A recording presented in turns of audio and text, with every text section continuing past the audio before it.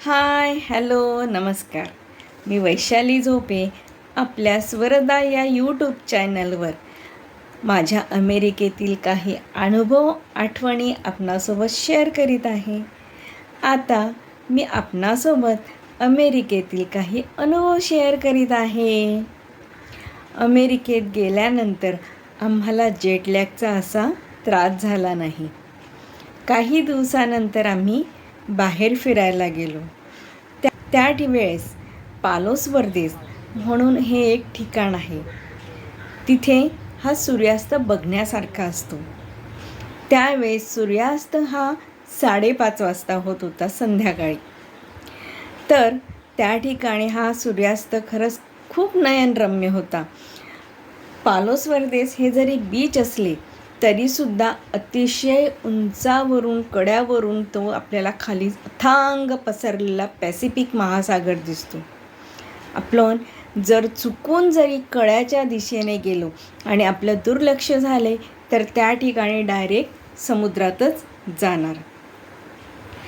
खाली निळा पसरलेला अथांग समुद्र महासागर, त्यावर विविध रंगांची उधळण करीत असलेले आकाश आणि महासागर आणि आकाशामध्ये होणारा आकाश यामध्ये होणाऱ्या सूर्यास्त, अतिशय नयनरम्य मनोहर दृश्य.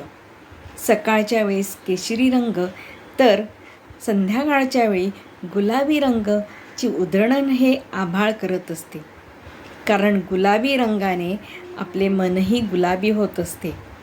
संध्याकाळ उदास वाटत नाही. दुसऱ्या दिवशी साठी आपण सज्ज होतो. दुसऱ्या दिवशी आम्ही घरून काही किराणा घेण्यासाठी गेलो. तिथे जवळच काही भारतीय दुकानं होते. त्या दुकानांमध्ये इंडियन स्टोअर्समध्ये आपल्याकडील सर्व भाज्या आणि वस्तू मिळतात. आम्हाला तर भरिताचे जांभळे वांगेसुद्धा मिळाले. तिथे लोक हिरवी मिरची, ज्याला आपण लवंगी मिरची म्हणतो, ती मिरचीसुद्धा निवडून घेतात. तिथे वस्तूचे वजन हे आपण स्वतः करू शकतो आणि बिल पे करताना त्या ठिकाणी कार्डवरच बिल पे केले जात असते. रविवारी आम्ही तेथे सॅनडियागोला सी वर्ल्डला गेलो. तेथे आम्हाला डॉल्फिनचा शो, सी लायनचा शो आणि ओरका शो बघायला मिळाला. या तीनही शोसाठी लोकांची खूप गर्दी असते. खरंच मुके जीव पण किती छान शिकतात ना आणि किती छान प्रतिसाद देतात याचा त्या ठिकाणी प्रत्यक्ष आम्ही अनुभव घेतला. तसेच पुढच्या 4 ते 5 रांगांमध्ये बसणारे लोक त्या ठिकाणी रेनकोट घालून येतात.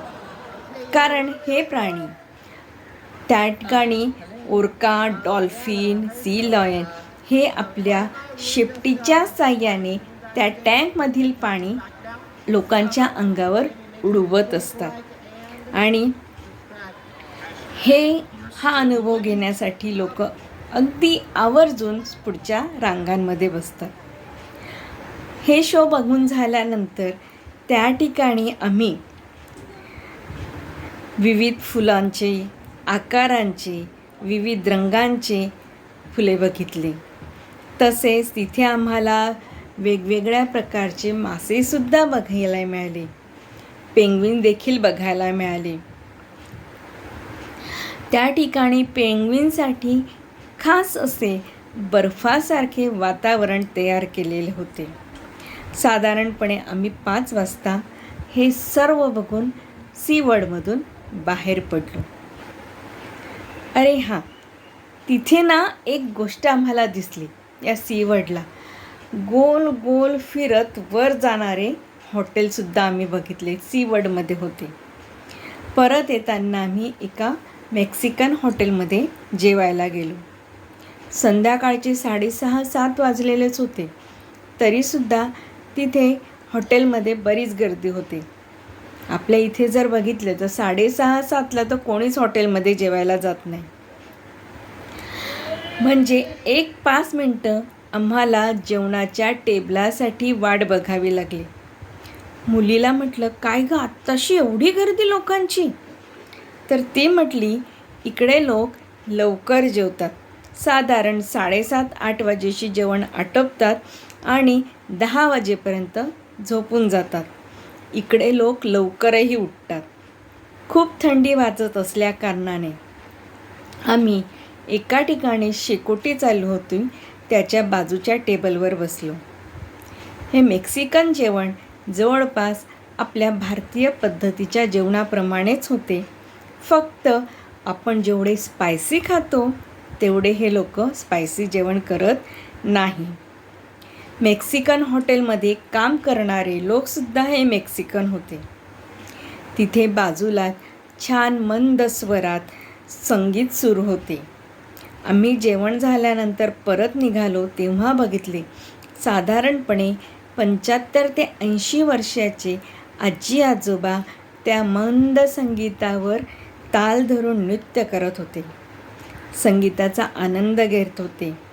खरंच तरुणपणी जबाबदाऱ्या पार पाडण्यात आपण आपल्या आवडीनिवडी बाजूला ठेवतो आणि ती आवड आपण पूर्ण करण्यात काय हरकत आहे?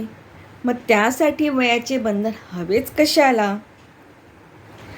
तिथून परत येत असताना आम्हाला वेगवेगळ्या रंगांनी च्या लाईटांनी सजवलेला प्रसिद्ध व्हिन्सेंट थॉमस ब्रिज बघायला मिळाला.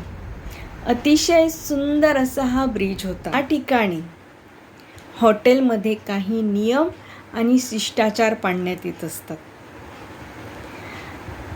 एक अजून सांगायची गोष्ट म्हणजे ज्या वेळेस तुम्ही परदेशामध्ये फिरायला जाणार त्यावेळेस बिनधास्त तुम्ही त्या ठिकाणी फोटो काढा, व्हिडिओ बनवा.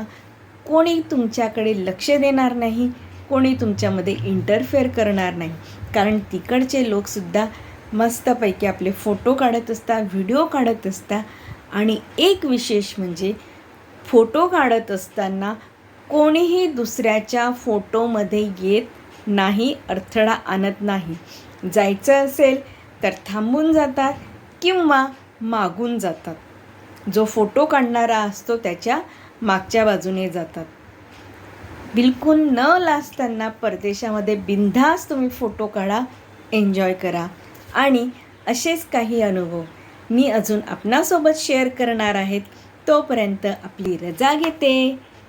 आपली काळजी घ्या, हसत राहा. बाय.